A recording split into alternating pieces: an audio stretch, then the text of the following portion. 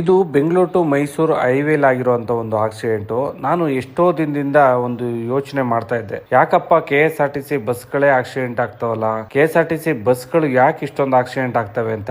ಆದ್ರೆ ಇವತ್ತು ಗೊತ್ತಾಯ್ತು ನನಗೆ ಈ ವಿಡಿಯೋ ನೋಡಿದ್ಮೇಲೆ ಇರೋ ಸತ್ಯ. ನೀವು ಏನಾದ್ರು ಆ ಸತ್ಯ ತಿಳ್ಕೊಬೇಕು ಅಂತಂದ್ರೆ ಈ ವಿಡಿಯೋ ನೋಡಿ ಗೊತ್ತಾಗುತ್ತೆ ನಿಮ್ಗೆ. ಅಪ್ಲಿಕೇಶನ್ ಹಾಕಿದಿರಲ್ವಾ, ಎಷ್ಟು 35 ಕೇಳದ್ನ ಗಣೇಶ್ನ 30 ಕೊಡ್ತೀನಿ, 5 ಕೊಡ್ಬೇಡಿ, ಎಲ್ಲ 30 ಕೊಟ್ಟಿರೋದು.